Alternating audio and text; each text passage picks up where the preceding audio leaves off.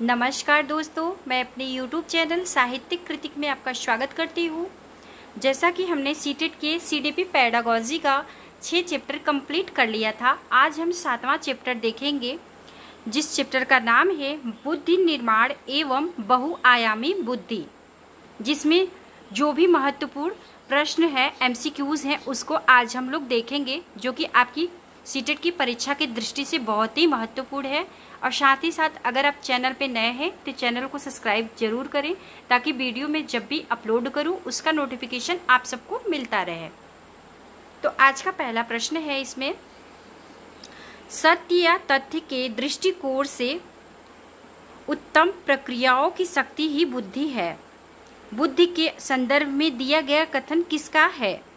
Option पहला है Pinter, दूसरा है वुडवर्ड, तीसरा है थॉर्नडाइक और चौथा है कॉल्विन।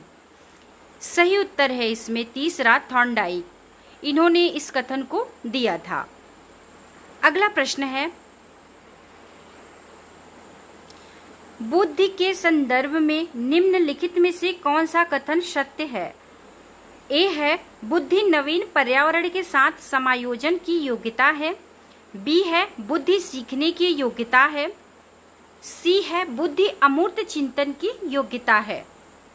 ऑप्शन पहला है केवल ए, ऑप्शन दूसरा है केवल बी, ऑप्शन तीसरा है ए और सी, ऑप्शन चौथा है ये सभी। सही उत्तर है इसमें चौथा, ये सभी। बुद्धि के संदर्भ में ये सभी कथन सत्य हैं। अगला प्रश्न है, बुद्धि व्यक्ति की वह समुच्चय या सार्वभौमिक क्षमता है जो उसे उद्देश्य पूर्ण क्रिया करने, तर्क पूर्ण चिंतन करने तथा वातावरण के साथ प्रभावपूर्ण समायोजन में सहायता करती है। यह कथन किसका है? ऑप्शन पहला है वेसलर का, दूसरा है हैवर एवं फ्राइड का, तीसरा है थर्स्टन का और चौथा है टर्मन का। सही उत्तर है इसमें पहला, वेसलर का है। ये कथन किसका है? ये वेसलर का है। अगला प्रश्न है,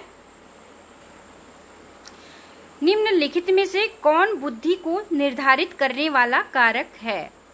ऑप्शन पहला है वंशानुगत कारक, दूसरा है वातावरणीय कारक, तीसरा है वंशानुगत और वातावरणीय दोनों कारक, चौथा है उपर्युक्त में से कोई नहीं।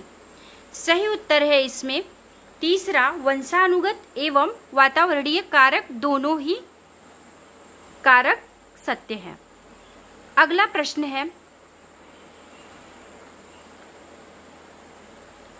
यदि व्यक्ति ने अपने वातावरण सामंजस्य करना सीख लिया तो यह सीख सकता है, तो उसमें बुद्धि है। बुद्धि की यह परिभाषा किसने दी? ऑप्शन पहला है थॉर्नडाइक ने, दूसरा है रायबर्न ने, तीसरा है कॉल्विन ने, चौथा है थॉमसन ने। सही उत्तर है इसमें तीसरा, कॉल्विन ने ये परिभाषा दिया है। अगला प्रश्न है, निम्नलिखित में से कौन बुद्धि की परिभाषा नहीं है? ऑप्शन पहला है बुद्धि कार्य करने की एक विधि है, दूसरा ऑप्शन है बुद्धि ज्ञान अर्जन करने की क्षमता है, तीसरा है जीवन की अपेक्षाकृत नवीन परिस्थितियों से अपना सामंजस्य करने की व्यक्ति की योग्यता ही बुद्धि है, चौथा है राजनीति, आर्थिक एवं सामाजिक शक्ति प्राप्त करने के लिए प्रयुक्त उक्ति बुद्धि है। सही उत्तर है इसमें चौथा, राजनीति, आर्थिक एवं सामाजिक शक्ति प्राप्त करने के लिए प्रयुक्त युक्ति बुद्धि है। बुद्धि की परिभाषा ये नहीं है, जैसा कि प्रश्न में पूछा गया है। अगला प्रश्न है, जो बुद्धि सिद्धांत बुद्धि में सम्मिलित मानसिक प्रक्रियाओं और बुद्धि द्वारा लिए जा सकने वाली विविध रूपों को शामिल करता है, वह है। ऑप्शन पहला है स्पीयरमैन का जी कारक, दूसरा है स्टर्नबर्ग की बुद्धिमत्ता का त्रितंत्र सिद्धांत, तीसरा है बुद्धि का सावेंट सिद्धांत और चौथा है थर्स्टन की प्राथमिक मानसिक योग्यताएं। सही उत्तर है इसमें दूसरा, स्टर्नबर्ग की बुद्धिमत्ता का त्रितंत्र सिद्धांत। अगला प्रश्न है, एक शिक्षिका अपनी शिक्षार्थियों की विभिन्न अधिगम शैलियों को संतुष्ट करने के लिए वैविध्यपूर्ण कार्यों का उपयोग करती है, वह से प्रभावित है। ऑप्शन पहला है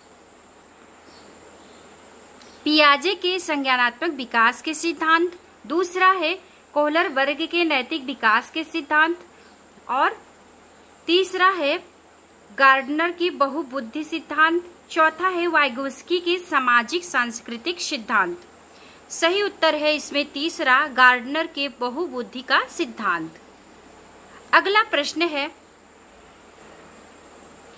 बहुबुद्धि का एक कारक सिद्धांत निम्नलिखित में से किसने दिया? ऑप्शन पहला है बी ने, दूसरा है टर्मन, तीसरा ऑप्शन है गार्डनर और चौथा है किलबंग यंग।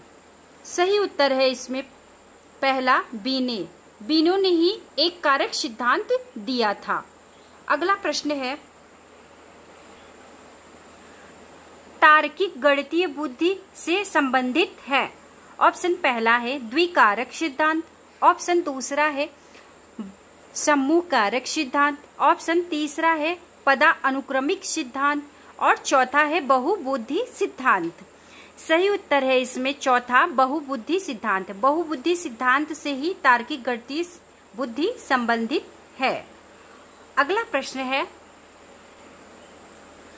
निम्नलिखित में से किस प्रकार की बुद्धि का प्रयोग अंतरिक्ष यात्रा के दौरान होता है? ऑप्शन पहला है स्थानिक बुद्धि, दूसरा है भाषाई बुद्धि, तीसरा है शारीरिक गतिक बुद्धि और चौथा है सांगतिक बुद्धि। सही उत्तर है इसमें पहला, स्थानिक बुद्धि, जो कि अंतरिक्ष यात्रा के दौरान प्रयोग किया जाता है। अगला प्रश्न है प्रत्येक बुद्धि एक दूसरे से भिन्न होती है, यह कथन निम्न में से किसका है? ऑप्शन पहला है हावर्ड गार्डनर का, दूसरा है मैस्लो का, तीसरा है अरस्तु का और चौथा है स्टेनबर्ग का। सही उत्तर है इसमें पहला, हावर्ड गार्डनर का। अगला प्रश्न है निम्न में से कौन एक सुमेलित नहीं है? ऑप्शन पहला है एक कारक सिद्धांत टर्मन का, दूसरा है तरल तथा ठोस बुद्धि सिद्धांत थॉर्नडाइक का, तीसरा है द्विकारक सिद्धांत स्पीयरमैन का और चौथा है समूह कारक सिद्धांत थर्स्टन का। सही उत्तर है इसमें दूसरा, तरल तथा ठोस बुद्धि सिद्धांत थॉर्नडाइक। ये इनका सिद्धांत नहीं है, जैसा कि कुछ प्रश्न में पूछा गया है। अगला प्रश्न है 16 वर्षीय बच्चा बुद्धि लब्धि परीक्षण में 75 अंक प्राप्त होता है, उसकी मानसिक आयु होगी। ऑप्शन पहला है 15, दूसरा है 12 और तीसरा है 8, चौथा है 14। सही उत्तर है इसमें दूसरा 12। अगला प्रश्न है बहुबुद्धि के सिद्धांत के संदर्भ में एयरफोर्स पायलट बनने के लिए निम्नलिखित में से कौन सी बुद्धि आवश्यक है? ऑप्शन पहला है अंतर्वैयक्तिक, दूसरा है भाषिक, तीसरा है गतिक और चौथा है अंतर्वैयक्तिक। सही उत्तर है इसमें तीसरा, गतिक। इसमें इस प्रकार की बुद्धि की आवश्यकता होती है एयरफोर्स पायलट बनने के लिए।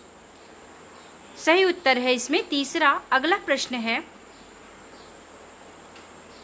बुद्धि की स्पीयरमैन परिभाषा में कारक जी है। ऑप्शन पहला है अनुवांशिक बुद्धि, ऑप्शन दूसरा है उत्पादक बुद्धि, ऑप्शन तीसरा है सामान्य बुद्धि और ऑप्शन चौथा है वैश्विक बुद्धि। सही उत्तर है इसमें तीसरा, सामान्य बुद्धि।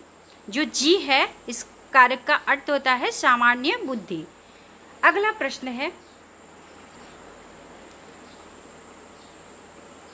संवेगात्मक बुद्धि बहुबुद्धि सिद्धांत के किस क्षेत्र के साथ संबंधित हो सकती है? ऑप्शन पहला है अंतर्वैयक्तिक और अंतःवैयक्तिक बुद्धि, दूसरा है प्राकृतिक बुद्धि और तीसरा है चाक्षुष स्थानिक बुद्धि और चौथा है अस्तित्वपरक बुद्धि। सही उत्तर है इसमें पहला, अंतर्व्यक्तित्व और अंतःव्यक्तित्व बुद्धि।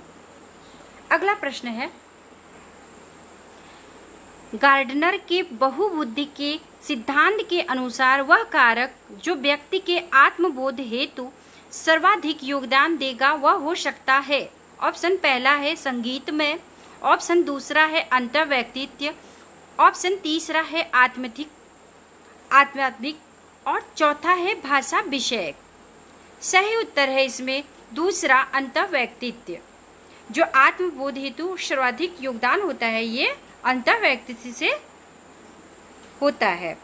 सही उत्तर है इसमें दूसरा। ठीक है दोस्तों, फिर मिलते हैं नेक्स्ट वीडियो में। अभी तक वीडियो में बने रहने के लिए बहुत बहुत धन्यवाद। नेक्स्ट वीडियो में नेक्स्ट चैप्टर को लेके मिलते हैं।